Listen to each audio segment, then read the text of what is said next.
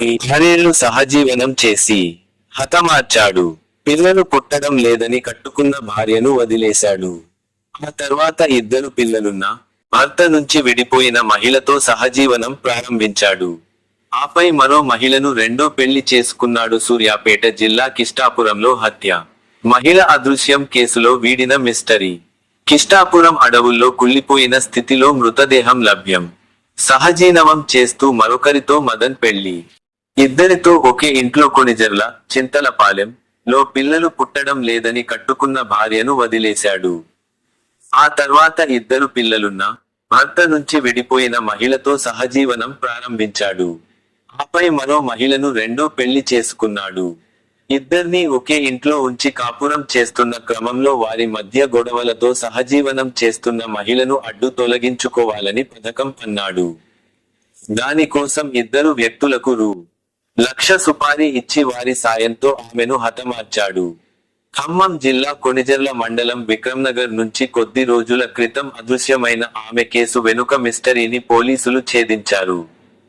కుళ్లిపోయిన స్థితిలో ఉన్న ఆమె మృతదేహాన్ని సూర్యాపేట జిల్లా చింతలపాలెం మండలం కిష్టాపురం గ్రామ శివారులోని అటవీ భూముల్లో గుర్తించారు.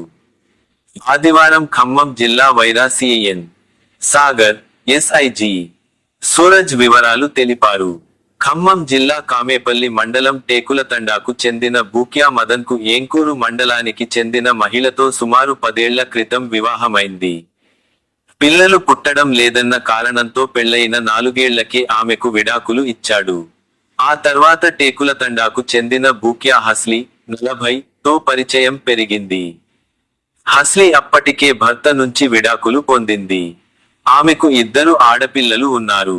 పెద్ద కుమార్తెకు పెళ్లి కాగా రెండో కుమార్తె తండ్రి వద్ద ఉంటోంది. మదన్, హస్లీ కొణిజర్ల మండలం విక్రమ్నగర్లో బంధువుల ఇంట్లో నివాసం ఉంటున్నారు.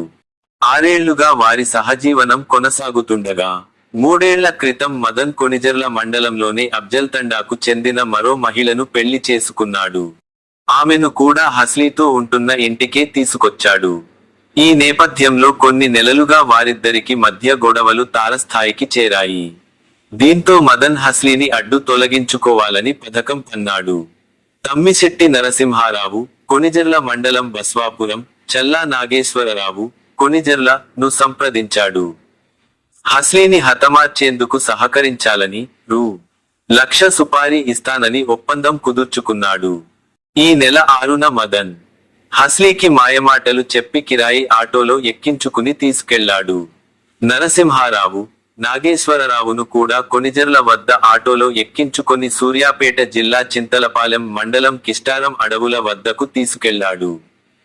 కిరాయికి వచ్చిన ఆటో వెళ్లిపోయిన తర్వాత హస్లీకి బలవంతంగా విషం తాగించి గొంతునులిమి హత్య చేశారు.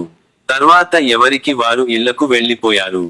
అయితే హస్లీ కూతుళ్లకు తరచూ ఫోన్ చేస్తూ యోగక్షేమాలు తెలుసుకుంటూ ఉంటోంది.